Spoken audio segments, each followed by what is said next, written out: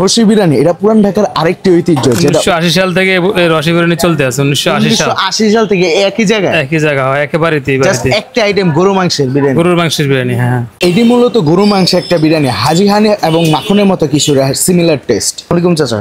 আসসালাম। এখানে কি কি পাওয়া যায়? বিখ্যাত গরুর তৈরি আর কি। এই যে রসি বিরিয়ানি, এটার নামকরণ রসি বিরিয়ানি দেওয়া হলো কেন? এটা রসি বিরিয়ানি মাজনের ছেলের নাম রশি দিয়েছে রসি বিরিয়ানি, মানুষে এখন রশি ডাকে আর কি। তো মূলত ওই জায়গা থেকে এই নামটা আসছে। আচ্ছা, এখন এই যে তেহারির প্রাইসটা কিরকম? তেহারির প্রাইস হলো হাফ প্লেট 100, 1.5 প্লেট 150, প্রতি হাফ প্লেট 100 টাকা।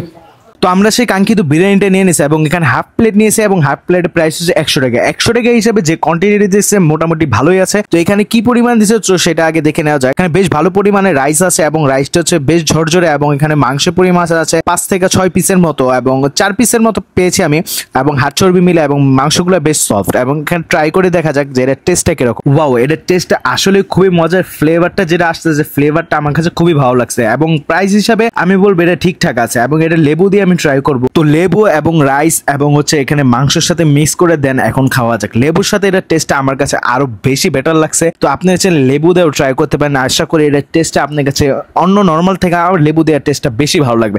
এবং 100 টাকা হিসেবে যে কোয়ান্টিটি দিয়েছে এবং এখানে বেশ ভালো কয়েকটা প্লেটার আছে, তো প্লেটার হিসাবে আপনারা দেখে নিতে পারেন যে কোন প্লেটারটা নেবেন। তো আমার কাছে এটা ঠিক লাগছে, কিন্তু কোয়ান্টিটিটা একটু বেশি হলে আমার কাছে মনে হয় ভালো হতো। মিটের কোয়ালিটিটা ওভারঅল আমার এক্সপিরিয়েন্সটা বেশ ভালো ছিল। ফ্লেভারটা কাইন্ড অফ হাজে হানিফের মতো কিছু একটা ফ্লেভার, একটা ইউনিক টাইপের ফ্লেভার, যেটা আমার কাছে অন্য 8-10টা তেহারি থেকে বেশ ভালো লাগছে।